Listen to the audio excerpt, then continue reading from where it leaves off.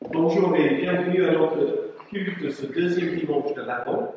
Regardez un peu comme ça, c'est une semaine un peu, on a changé nos d'école 3 fois dans la même semaine. De 60 à 6 mètres carrés, à 2 chaises entre deux, etc. Et donc, dans le premier protocole, vous étiez 15 personnes inscrites. Donc on est à peu près ça, donc on va attendre d'autres personnes qui viennent ce matin. Bienvenue à ce temps de préparation pour Noël. Et nous écoutons en recueillant la musique et Anna et sa famille vont nous allumer le deuxième bougie de l'Avent.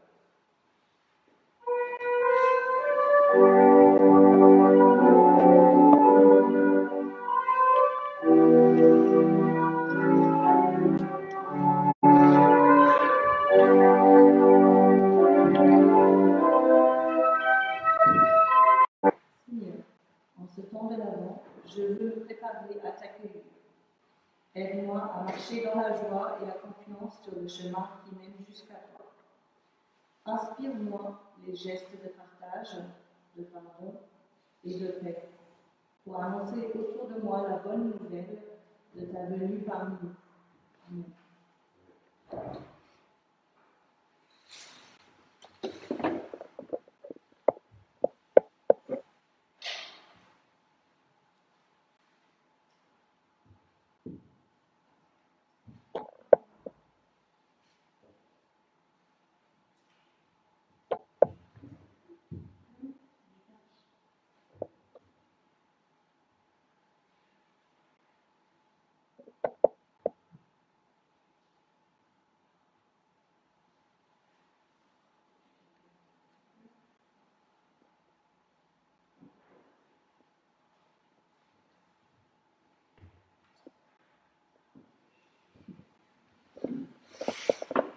Dans la vie, je grandis.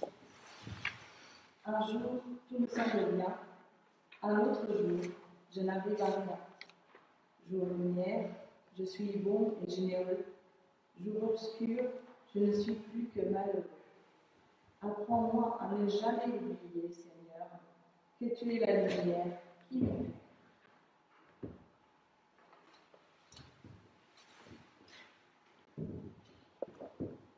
Levons-nous pour chanter notre première cantique. C'est le numéro 31-14, Aube nouvelle.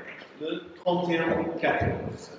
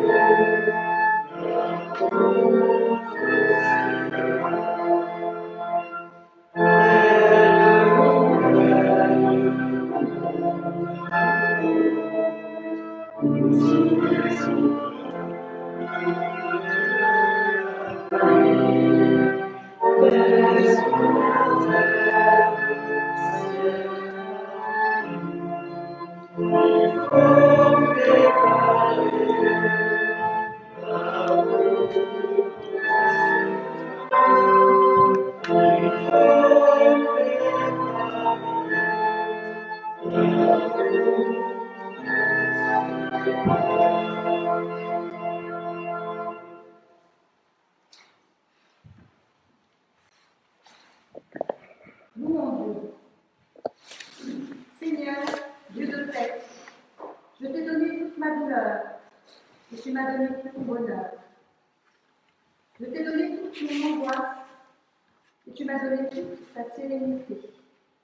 Que mon âme te chante toute sa joie.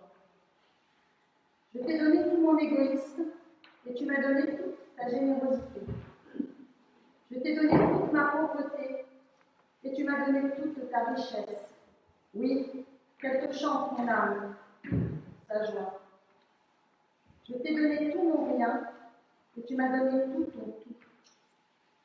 Et tout comme à Cana, il y eut trop de vin, tout comme à la multiplication, il y eut trop de pain, et comme à Tibériade, il y eut trop de poissons, et les filets ont craqué. Dieu, quand tu donnes toujours de tout. Je t'ai donné et tu m'as tout donné. Mais le tout de moi est si petit, et le tout de ton amour est si grand. Et je me suis émerveillée de la beauté de ta présence, et je me suis éblouie de la lumière de ta grâce, et je me suis rassasiée de ta générosité. Je me suis abreuvée de ta miséricorde, et je me suis enivrée de ta tendresse. Je me suis nourrie de ta clémence et de ton infinité, pour que de toute mon âme, j'aille à ta recherche, car sans toi, je suis privée de tout bien. Que mon âme te chante toute sa joie. Amen. Chantons le psaume 67a. Le psaume 67a.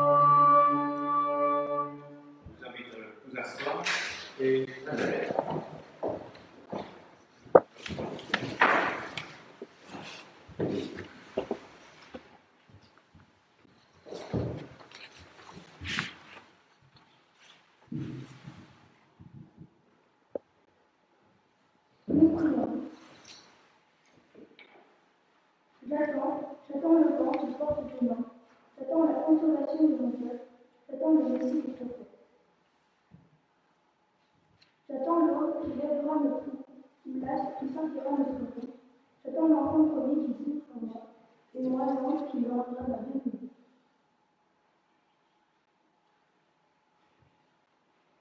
J'attends dans le clair-obscur de notre histoire, que vienne le matin de son règne. J'attends le premier enfant du sol forgé du fil, et les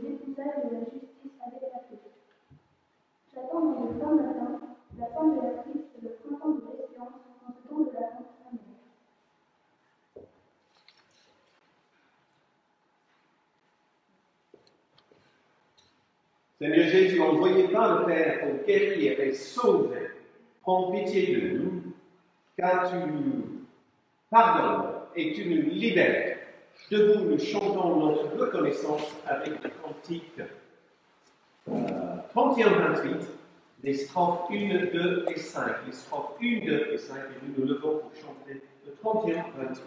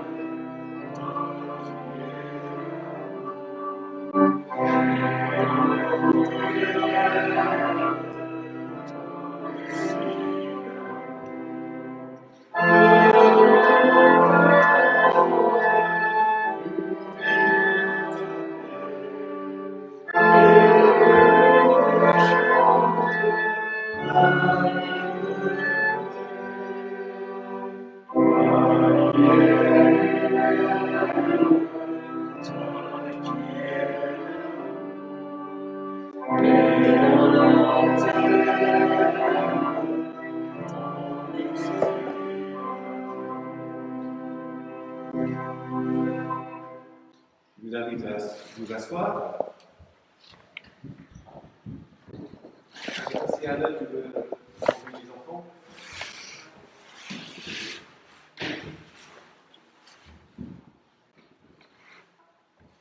Donc, il y a une grosse boîte de diplômes.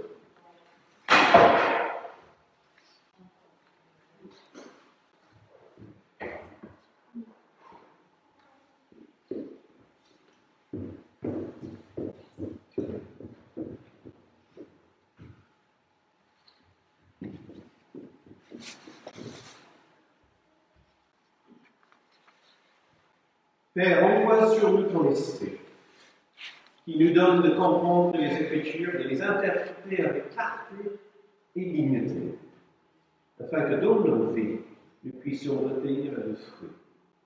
À ton Fils, Jésus-Christ. Amen. Donc j'invite Marie-France et Manon pour ouvrir les Écritures devant nous ce matin.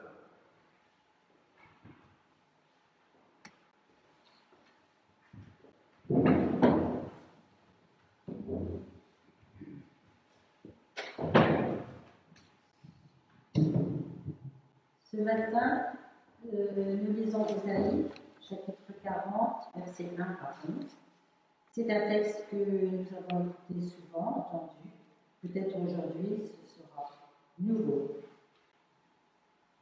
Réconfortez mon peuple, dit votre Dieu.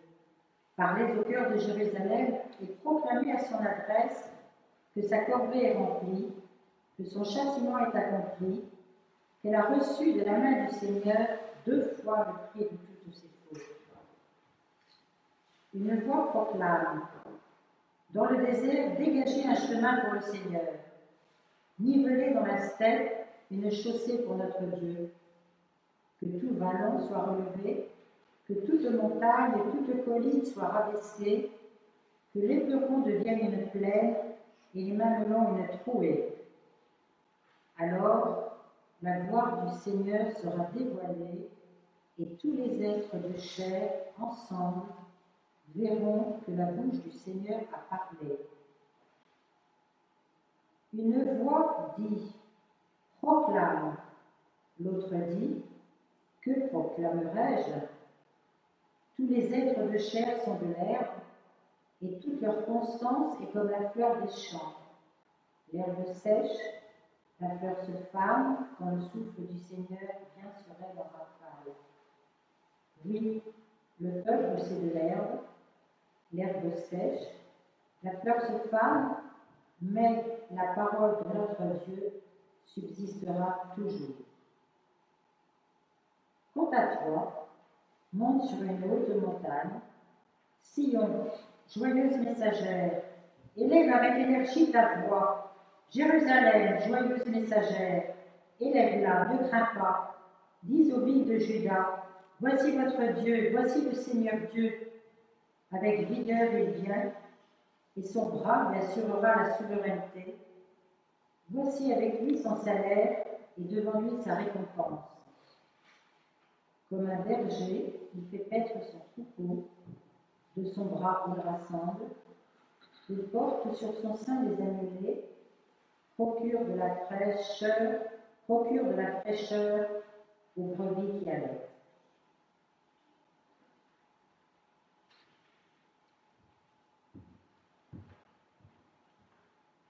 Marc, verset 1, de 1 à 8. Marc, verset 1, de 1 à 8. La bonne nouvelle de Jésus-Christ, Fils de Dieu, commence ici. Dans le livre du prophète Ésaïe, on dit « Moi, Dieu, je vais envoyer mon messager devant toi, pour préparer ton chemin. Quelqu'un qui crie dans le désert, préparez la route du Seigneur, faites-lui des chemins bien droits. Ainsi, Jean-Baptiste vient dans le désert. Il lance cet appel, faites-vous baptiser pour montrer que vous voulez changer votre vie, et Dieu pardonnera vos péchés. Tous les habitants de la région de Judée et de la ville de Jérusalem viennent vers Jean. Ils avouent leurs péchés devant tout le monde, et Jean les baptise dans l'eau du Jourdain. Jean porte un vêtement au poil de chameau. Il a une ceinture de cuir autour de la tête. Il mange des sauterelles et du miel sauvage. Il annonce celui-ci qui va venir après moi est plus puissant que moi. Je ne suis pas digne de me baisser pour lui enlever sa main. Levons-nous pour chanter le cantique 12, 8, le cantique 12, 8. C'est toi, Seigneur, qui nous unit. Et nous chantons la première et la troisième strophe. Pardon, 21, j'ai dit 12, hein? C'est 21 livres. C'est un problème de chiffres. Voilà. C'est 21 livres, les strophes 1 et 3.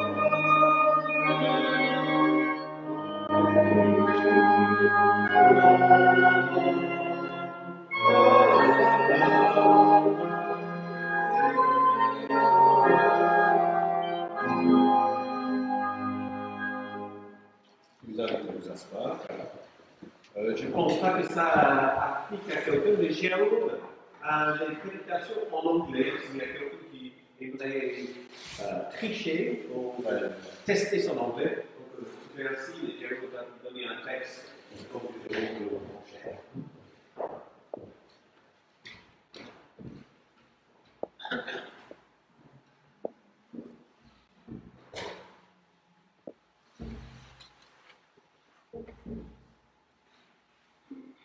Bon, j'ai testé à la maison, ça a marché, parce que là, je vais vous poser une question. Vous connaissez sûrement Rosa Parks. Rosa Parks, est-ce que ça vous dit quelque chose, quelqu'un? Oui, je suis vraiment surpris. Rosa Parks. Non? Rosa Parks. Voilà. Voilà. Alors, c'était qui? Attends, Sophie.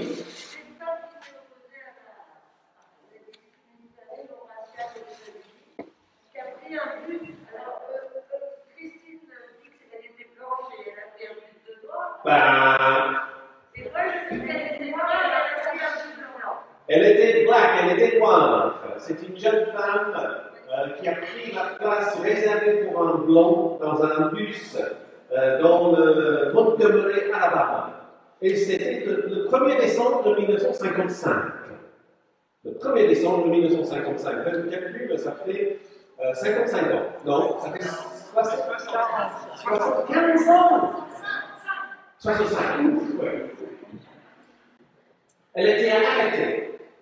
Elle avait une amende à payer de $15. Oh. Mais $15, comme vous savez qu'elle gagnait $10 par semaine. D'accord? Donc, Rosa Parks était mise en scène qui a démarré les campagnes de Martin Luther King contre la discrimination et les ségrégations aux États-Unis. Tout le monde a entendu parler de Martin Luther King au moins. Voilà. À ne pas confondre avec l'autre Martin Luther. Hein? Alors, il y a d'autres personnes que nous ne connaissons peut-être pas. Vous n'avez sûrement pas entendu parler de Sarah Evans ou Sarah Evans. Aujourd'hui, elle a 91 ans. Elle était une jeune soldate qui était en permission, elle était épuisée, elle était assise dans un bus à Roanoke Rapids, dans les Carolines du Nord, en novembre, et elle était mise en prison. Vous n'avez peut-être pas non plus entendu parler de Claudette Colvin. Claudette Colvin. Elle était une jeune lycéenne de 16 ans qui s'est assise dans un bus. Cette fois-ci, c'était je ne sais pas plus. Hein, et quand il y avait une blanche qui est arrivée dans le bus, qui a dit « Je veux cette place », ce que les blancs avaient le droit de dire, elle a refusé de céder sa place. Elle a dit « Nous venons de faire la Constitution à l'école et je sais que j'ai le droit de m'asseoir ici. » Elle était arrêtée, elle était emprisonnée à 16 ans. Elle a porté appel et son jugement a été donné en novembre 1955, 3 semaines avant l'affaire de Rosa Parks. Ce sont des voix, Claudette, de Sarah, ce sont des voix qui crient. Ce sont des voix qui crient et dont les échos de leur voix résonnent plus tard dans la vie des autres. Dans la vie de Rosa Parks, dans la vie de Martin Luther King, dans la vie de Malcolm X et d'autres personnes. Esaïe lui-même est une de ces voix qui crie, qui indique quelque chose qui n'est pas lui-même. Son message va s'incarner 500 ans plus tard dans le personnage de Jean le Baptiste, dont nous avons entendu parler ce matin. Lui-même, c'est une de ses voix. Il ne parle pas de lui-même, il parle de quelqu'un d'autre.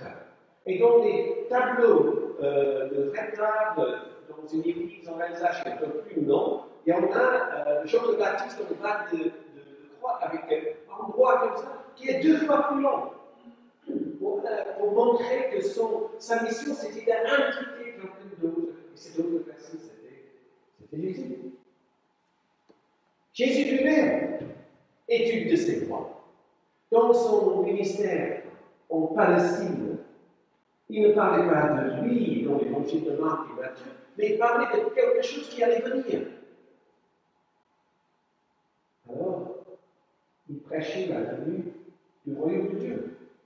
Quelque chose qui n'était pas lui et qui allait succéder. Claudette, Sarah, c'était cette année que Sarah Evans a ouvert un parc qui porte son nom dans sa ville, 75 ans plus tard. Par leurs actions, ils préparent ce qui va suivre. Vous voyez, Claudette et Sarah sont publiés dans les livres d'histoire. Vous pouvez sur Google les chercher, vous les trouverez maintenant. Mais pas dans les livres de l'histoire. Et je peux imaginer que sans Sarah, sans Claudette, Rosa et Martin Luther King n'auraient pas fait ce qu'ils ont fait. Et Jean est une de ces personnes. Il sait qu'il ne parle pas de lui-même.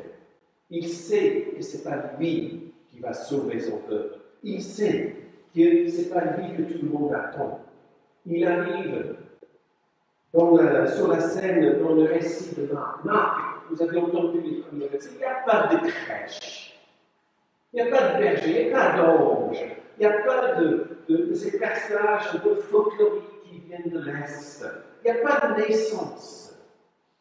Marc ouvre son évangile comme un scénario d'un film blockbuster avec un homme.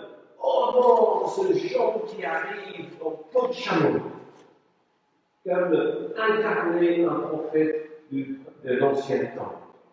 Et ce Jean, il va vivre sa vie et son ministère en parallèle avec Jésus. Ils vont partager quelques-uns des disciples ensemble. Ils vont suivre chacun la carrière de l'autre. Ils vont être s'informer de ce qui se passe l'un de l'autre, jusqu'à ce que Jean est arrêté, condamné et décapité. La vie de Jean nous dit que le chemin emprunté par ses avant-coureurs n'est pas sans danger et souvent porte un coût très élevé. Et comme Jean, Claudette, Sarah et Rosa Parks elles-mêmes ont été arrêtés et condamnés pour ce qu'ils ont fait, ce qu'elles ont fait. Tout mouvement de transformation a besoin de ces personnes qui œuvrent cachées, qui œuvrent à l'abri de regard, qui poursuivent leurs convictions, qui sèment pour que d'autres fassent la récolte.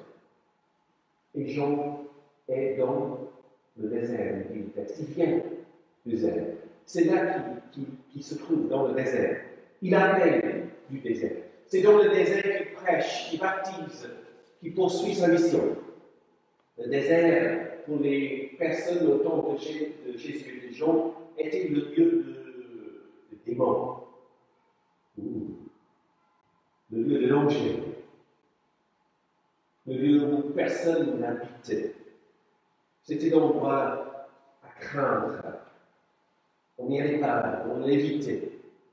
Le désert pour ce peuple, c'était le lieu d'errance. 40 ans, en suivant le bâton de Moïse, tournant l'endroit pour trouver ce pays.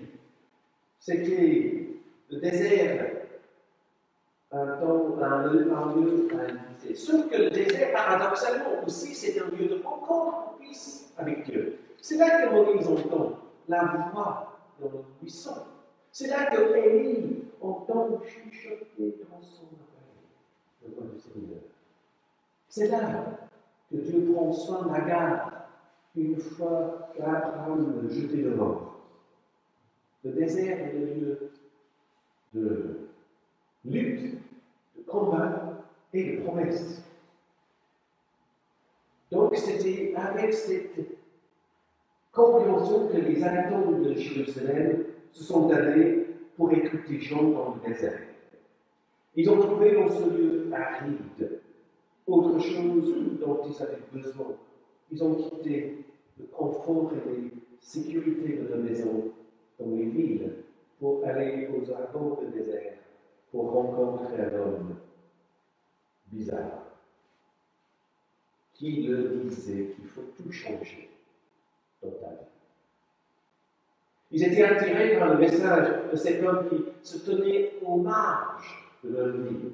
Un homme qui ne pouvait pas, qui était incapable de vivre avec eux, mais qui devait se trouver juste là, hors de la portée de leur vie. Il représentait cet aspect dans la vie de chacun de nous, qui n'est pas facilement contenu dans ce que nous faisons tous les jours de la vie. Quelque chose, pardon, nous avons presque un soupçon de l'existence de autre chose. Vous voyez ce que je veux dire? Qui se tient juste au périphérie de notre vision. Et pour le capter, pour le voir, pour le sentir, il faut qu'on se déplace un petit peu pour être dans son chemin. Il faut tourner notre regard. Il faut voir autre chose pour que cette autre réalité prenne forme devant nous. Ce que nous cherchons le plus ardemment dans notre vie ne se trouve pas très souvent juste devant nous, sur le seuil de nos maisons, dans nos habitudes et dans la normalité de notre vie. Mais souvent, ce que nous cherchons le plus ardemment se trouve un peu plus loin, marginal à notre existence, là où il faut se déplacer. C'est ce que Jean appelle un changement radical de vie, métanole, la conversion, un changement radical de vie. Un moment où nous avons la possibilité de réaliser que la vie n'est pas comme elle se présente tous les jours. Peut-être dans ces moments-là, nous sommes appelés à nous asseoir sur une chaise qui n'est pas destinée pour nous. Peut-être en ce moment-là, nous refusons de bouger au nom d'autre chose que la convenance et les habitudes de notre société. Peut-être en actant ainsi, nos gestes seront totalement oubliés, ou que notre action serait considérée comme sans importance. Sarah, Claudette et Rosa, dans leur vie, ont toutes déplacé des rochers qui ont compris le chemin de développement d'une société plus juste. Elles ont contribué en silence à faire émerger quelque chose qui les dépassait totalement. Donc, je pense que c'est bon que nous avons cette possibilité de rencontrer Jean dans cette saison de l'Avent. Car ce Jean nous oblige à poser un autre regard sur le chemin de notre vie. Il nous offre la possibilité de saisir une autre réalité qui se trame dans notre existence, d'entendre une autre voix, de pouvoir nous déplacer vers les marges de notre vie. L'Avent résonne avec ces voix des avant-coureurs qui tracent le chemin de celui qui va venir. Alors, si à la maison vous n'avez pas encore allumé le deuxième bougie, si vous en avez des bougies à la maison, si vous ne l'avez encore fait, je vous invite, une fois que la flamme est là sur l'allumette, de marquer une pause avant de mettre la flamme à la mèche. Et dans cet instant de pause, rendre grâce pour ces amis nombreuses personnes qui ont ouvert la voie aux autres, de tenir dans votre esprit et de se souvenir de leur engagement et de leur sacrifice. Vous mettez la flamme, la bougie s'allume, pour que, par la lumière de cette flamme, nous puissions nous aussi, dans nos paroles et dans nos actes, devenir des avant-coureurs pour ceux et celles qui sont autour de nous. Toutes ces personnes que nous connaissons, qui cherchent lumière et vérité dans leur vie.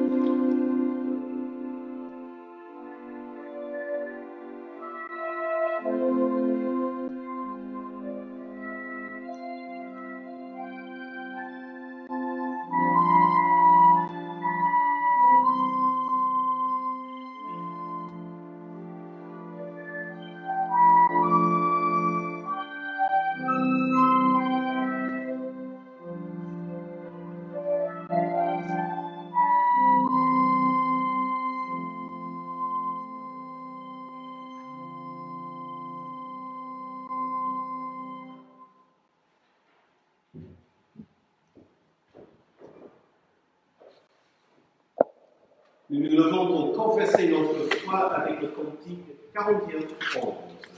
Donc, cette confession de foi, c'est le cantique 41-11 qui est à la musique de 41-10.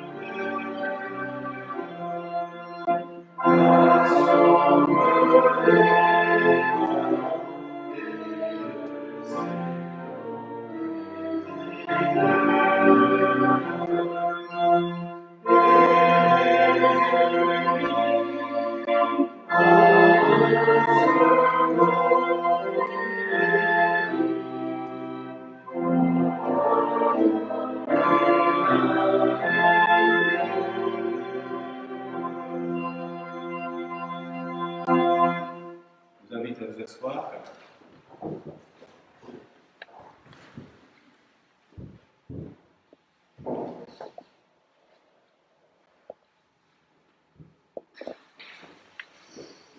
Vous avez les annonces sur la feuille, donc je rappelle que nous sommes toujours en confinement et que le culte que nous célébrons tombe dans les exceptions de confinement. Et pour l'instant, le partage biblique, le rencontre de conseil presbytéral, l'école biblique et les cathés ne sont pas inclus dans ces exceptions. Donc c'est parce que ouais, mais pourquoi l'école et pas l'école biblique? Je ne suis pas expert en droit français pour répondre à cette question, mais c'est comme ça, voilà. Donc nous voyons les annonces pour cette semaine en Zoom. Et donc nous avons expérimenté, n'est-ce pas, Sophie, je ne sais pas qui encore, et ça, elle est cachée derrière le pilier. Ça marche, hein, le conseil presbytéral, c'était très bien, hein, c'était comme si.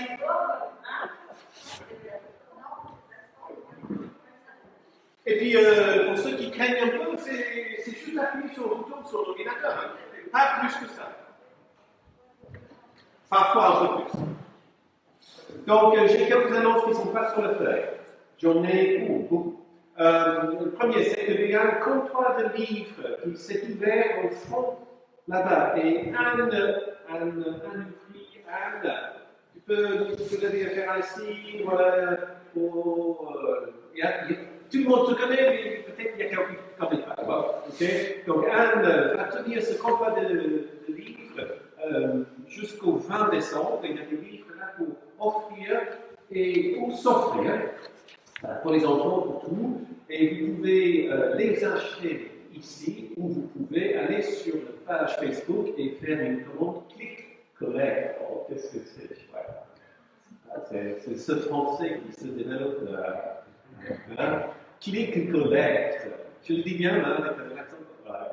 Et donc, c'est-à-dire que le samedi 12 décembre, Anne sera dans le temple pour recevoir les personnes qui ont fait des commandes.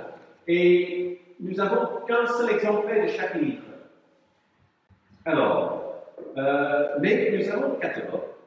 Donc, vous pouvez commander. Et ce que je suggère, c'est que tu prends les commandes et on envoie une commande groupée pour tous ceux qui n'ont pas trouvé le livre qu'ils voulaient sur le comptoir. OK? Et donc, vous payez en espèces ou par chèque. Pas encore à 4 bancaires. Voilà.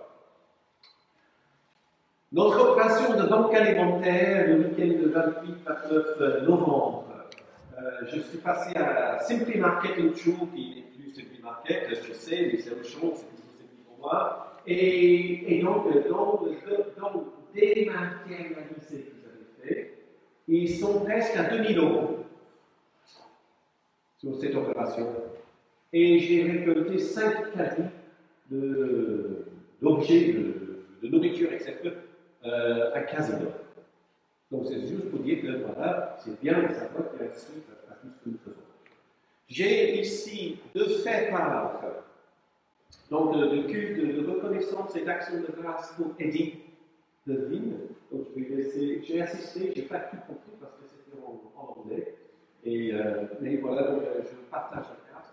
Et puis, la carte est pour annoncer le 30 juillet la naissance d'Inès chez Anne-Claire Boucher, avec des jolies photos de famille. Donc, je laisse les cartes au fond du temple. Nous aurons un sapin de Noël cette année, grâce à Jean-Marc Perrier, qui vient de déposer cette semaine dans le temple. Nous n'aurons pas la possibilité de décorer les sapins de Noël comme on avait fait jusque-là. Donc, j'invite une famille de la paroisse qui pourrait venir en semaine avec les enfants pour décorer notre sapin de Noël. Donc, s'il y a une famille qui voudrait faire ça, que nous contacte et puis on peut le faire. Jacqueline, est-ce que tu peux me montrer un petit babiole que tu as reçu de la part de Josette, qui nous a fait une boule pour le sapin que nous allons offrir aux enfants de la paroisse. parce que nous ne pouvons pas faire le sapin de Noël. Et je pense que c'est génial de Josette d'avoir fait ça.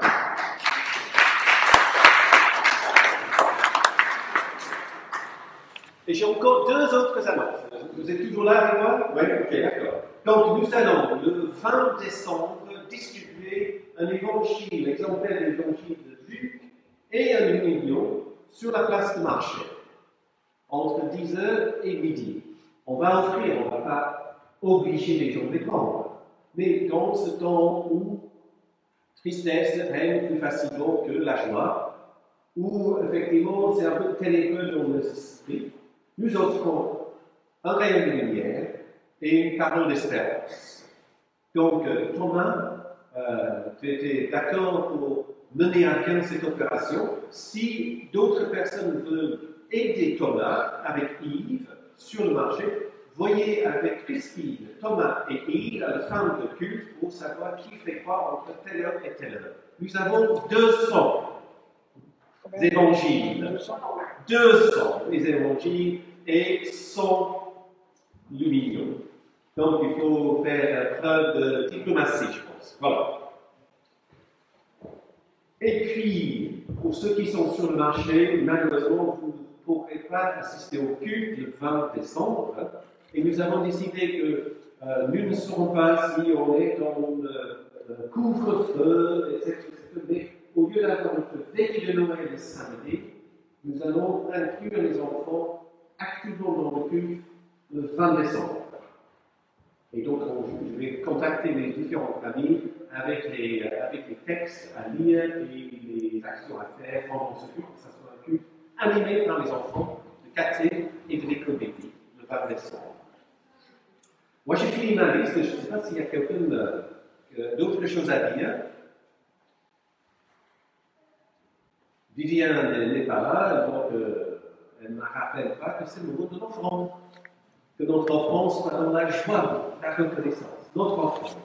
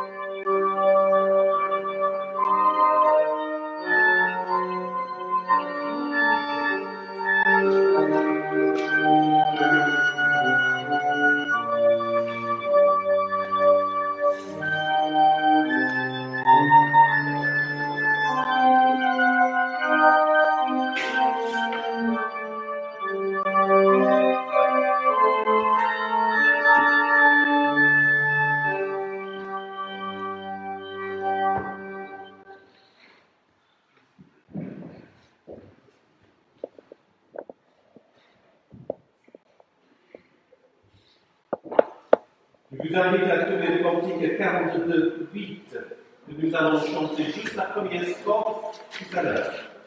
Donc le 42-8.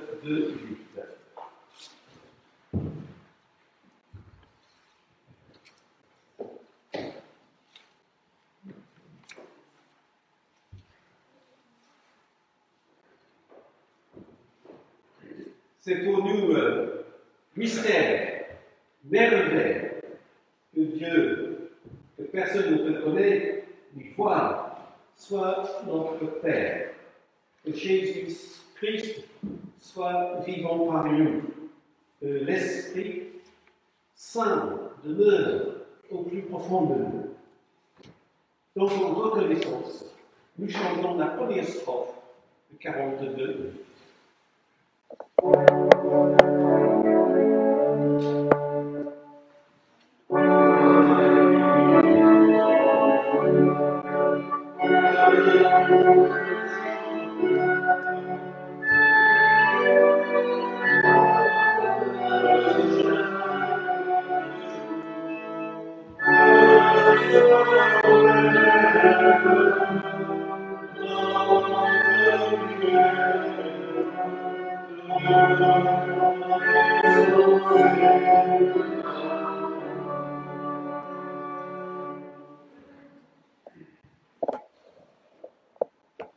Dans son temps, il est venu, Jésus se mit à table avec ses amis et il a dit, j'ai tellement désiré manger cette Pâque avec vous avant de souffrir, quand je bois du verre. Jamais plus je ne mangerai jusqu'à ce qu'il soit accompli le règne de Dieu.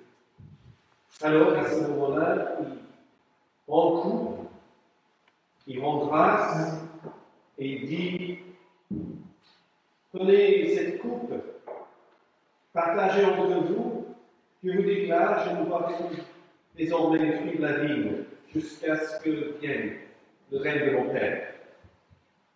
Puis, on me parle,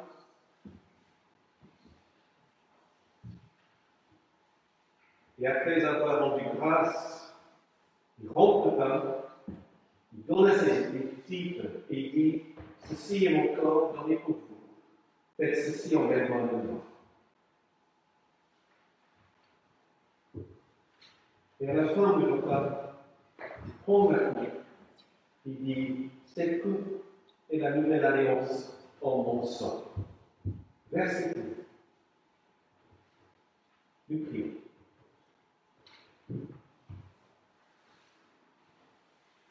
Dieu notre Père, c'est toi qui nous rassemble, qui nous invite, et c'est toi qui envoies ton esprit pour que nous recevions réellement dans ce pain et dans ce vin la présence de Jésus-Christ parmi nous.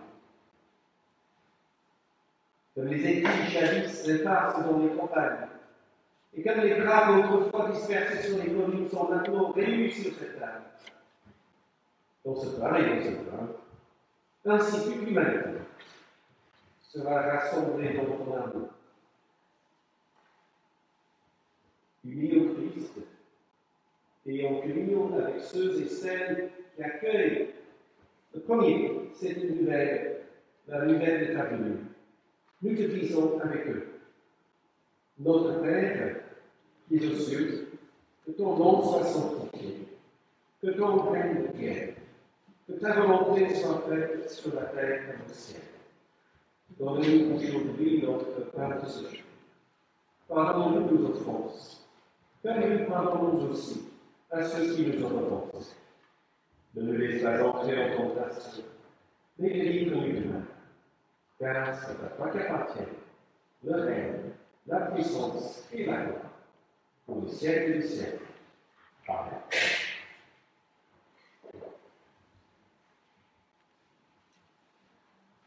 Je vous invite à former un cercle en utilisant les bancs latéraux, et en faisant un cercle ici de milieu pour compléter, en respectant les distances, etc.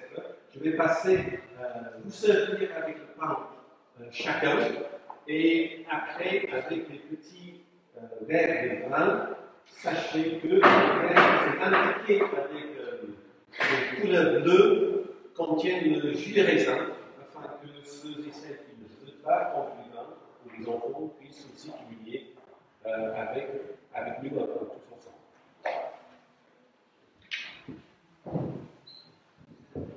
Le Christ est avec chacun de nous. Donc venez maintenant à sa rencontre.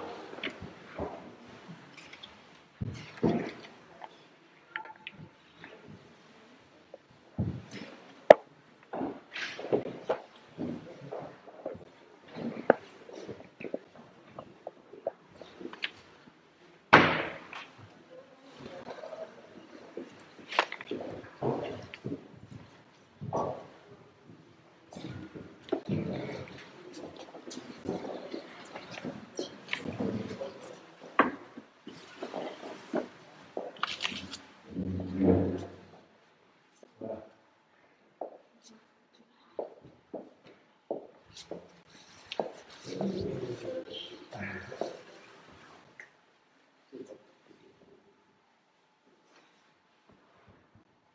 pain que nous rendons est communion au corps de Christ. Et la coupe de bénédiction pour laquelle nous rendons grâce est communion en son sang.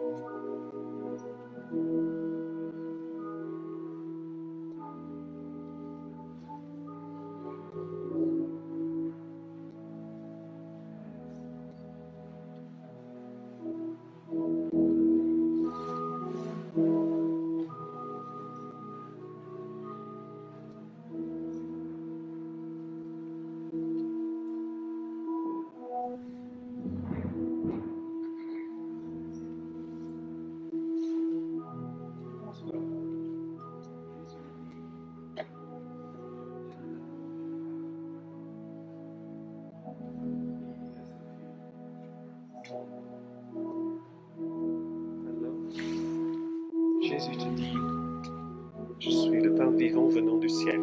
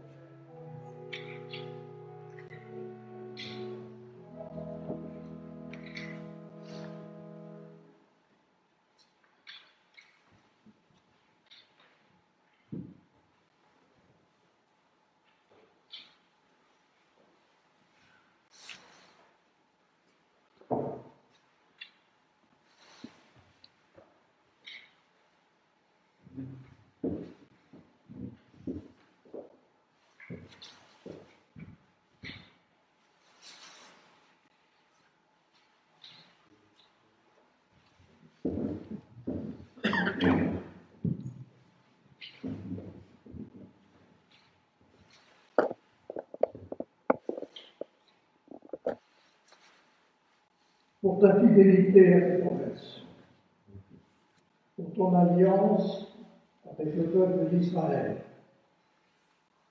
pour ta fidélité envers ton Église, envers tous les fidèles qui, au long des âges, ont annoncé ton nom et rayonné de ta lumière, pour ta fidélité envers le monde entier, que tu aimes au point de lui donner ton Fils, béni sois-tu. Amen. Nous rejoignons de passe.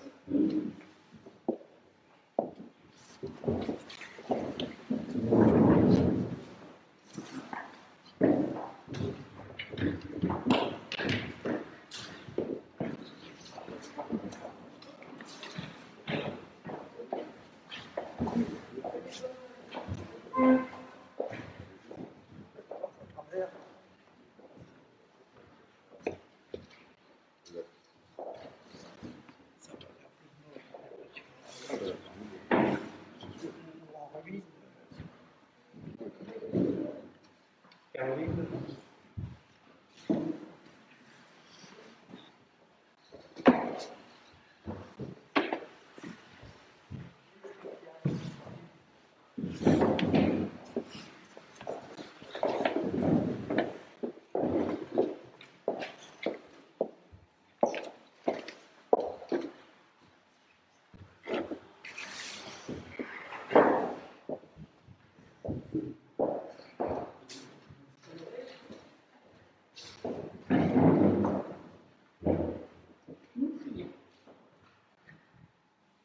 Pour ces instants ensemble, au milieu de l'effervescence de nos vies, nous te remercions, toi, notre Dieu.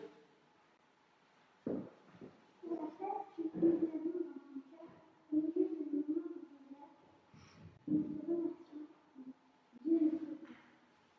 Pour le renouvellement de ta grâce, que sont ta présence et ton écoute, ta grâce qui nous offre le retour et la direction de l'esprit.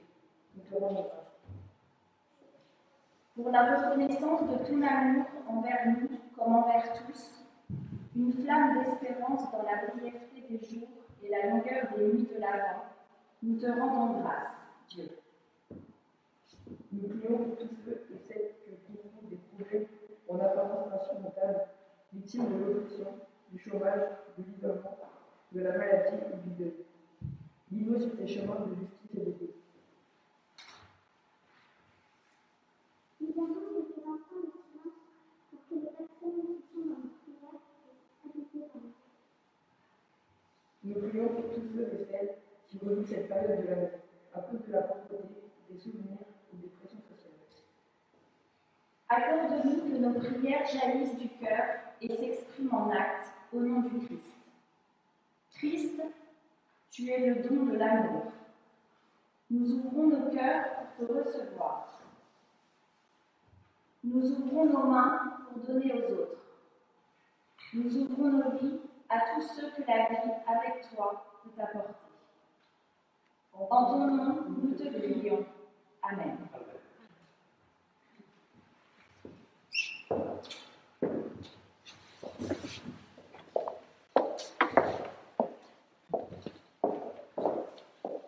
Levons-nous pour chanter le dernier cantique, le 31, 20, le cantique 31, 20.